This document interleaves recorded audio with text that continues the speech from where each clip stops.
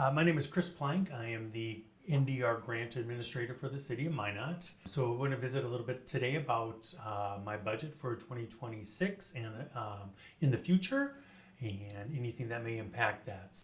So some core services that I feel are important to my department are community engagement. I rely on the community a lot for their input on what activities and projects they'd like to see within the City of Minot. Having strategic partners, the nonprofit agencies, as well as residents in the City of Minot, provides me information and background that's useful in my job. I also coordinate flood protection acquisitions, work with CDM Smith on identifying properties that will be impacted. Some non-core services that my department does is compliance with federal regulations.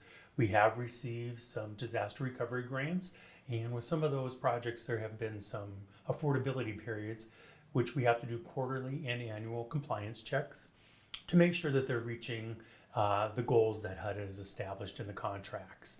Also, with the development of new activities with the recent designation of entitlement communities, every year using the public's involvement along with council, identify projects where funding can be identified, and part of that includes doing an environmental review, whether it's an acquisition, whether it's a rehab, or whether it's a public service.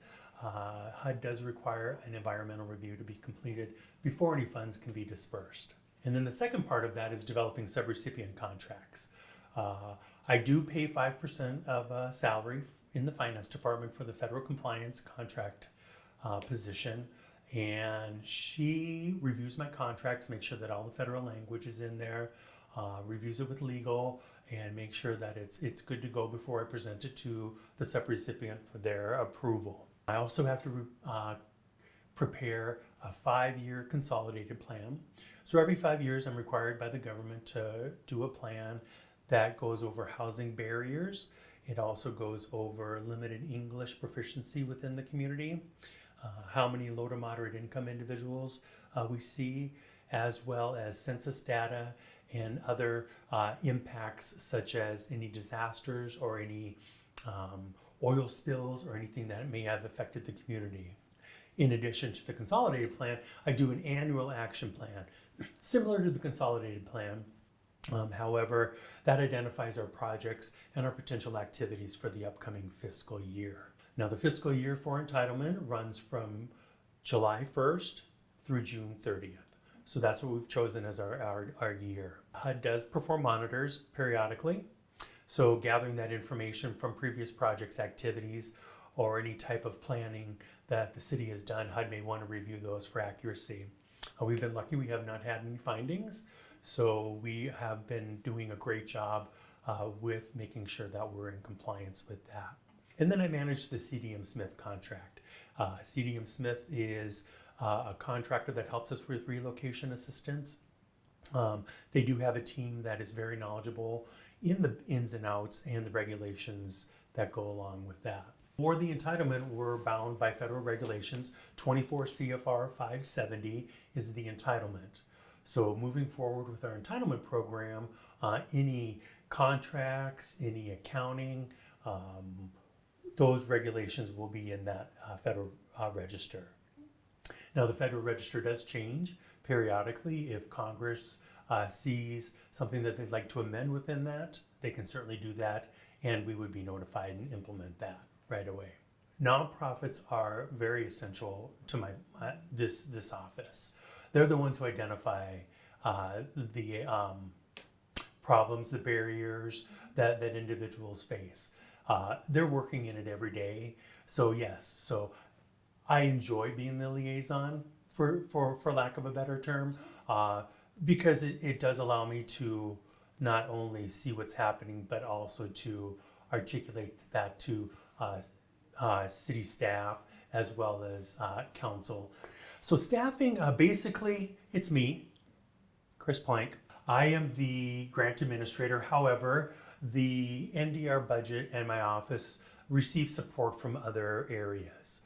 For example, we just recently hired a compliance officer. So 5% of our administration budget will be used to supplement that salary. So take that burden off the finance department. There's an accountant that works with drawdowns, making sure that we have everything filed correctly and responds to draw requests as well as payroll requests. So I fund 65% of that position as well. We do have the internal auditor. We have one internal auditor for the city. I do pay 15% of their salary as well. They do compliance checks, not only internally, but externally to some of the subrecipients to make sure I'm doing my job correctly when I'm performing those monitoring skills. About 1% of our budget does what I call miscellaneous time. So for example, we have property maintenance. They had installed some washers and dryers in Broadway Circle. So anytime that anybody outside of my department performs work that's required for in the NDR entitlement world, we track their time. If I do need to do an impact, in addition to my budget, there are other things such as we have some Salesforce software that is our electronic storage that we've identified. So we've allocated X amount of dollars. However, the cost this year came in $5,000 under what we projected. We would absorb duties if we had to release that, or look for an additional funding source to do that. With the +3, same thing. We can absorb that, but we can also keep that position with that to provide support, not only for my department, but for other departments as well, too. If we were to have to absorb some of the work, it could delay some of the contracts going out. But the one thing that we need to remember is that the funding that my department receives, that's predicated on congressional approval. So depending on how they feel they're allocated for the following fiscal year, that's the amount that I get to work with to fund activities with that.